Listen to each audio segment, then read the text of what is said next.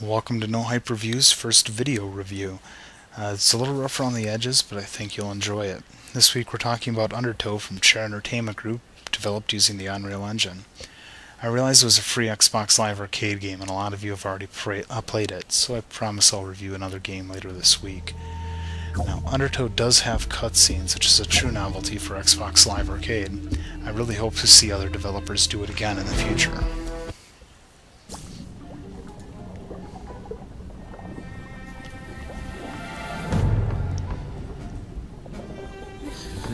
Unfortunately, the animations aren't natural, the textures are pretty murky, and the lighting leaves a lot to be desired.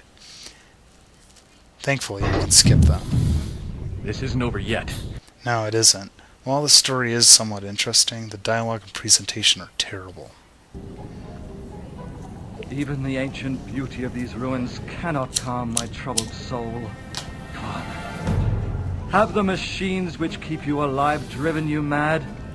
You came down here to create a utopia. Now you act like one of those bloody kings you tried to abandon centuries ago. What? The surface men? I think I've made my point. Death and the game's core mechanics are exactly like that of Battlefield.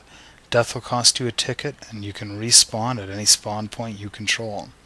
You capture additional spawn points by being in their vicinity while the enemy is absent. Now the game does have some power-ups. It's all pretty standard fare, but to go through them, you start off with the yellow lightning bolt, which gives you a burst of speed. There are also these red depth charges, which you can use to create small explosions. I'll fire off a couple of these here so you can see the explosions.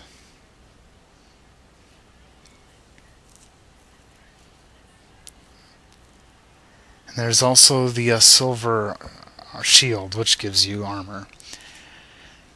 You'll see a blue cross coming up in the middle of the screen, and that gives you additional tickets. And there's also the red bullets, which will double your weapon's attack power for 30 seconds. I'll take care of a little marine real quick to show you what that's like. Exciting, right? Unfortunately, this game also has bosses. They're really pathetic. For example, this one I'm just swimming counterclockwise and shooting clockwise. It's as easy as you can get. Which actually is kind of unfortunate because the rest of the game is so terribly difficult on even normal settings.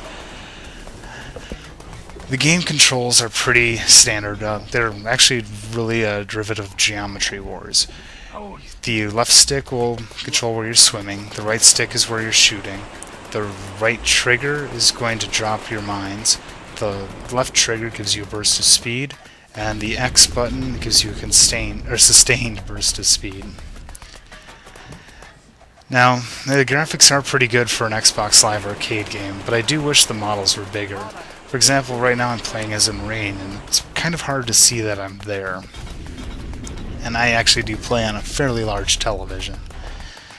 If you got this game for free, I think you paid the right price. Other reviewers keep saying how great it is, but I for one feel that its novelty will wear off quickly and you won't be coming back. I think everything that this game has been done better elsewhere. You don't need to feel like you should play this. If you're the kind of person who doesn't understand domination, headquarters, or sabotage in Call of Duty, this game might teach you the basic mechanics, but the demo will probably be enough of a primer for you. If you missed out on the free offer, but you're curious about what we can expect when Ender's Game comes around, go ahead and buy it, just so you can save your money when Ender's drops. Thanks for listening to No Hype Reviews, and I hope to see you again later this week.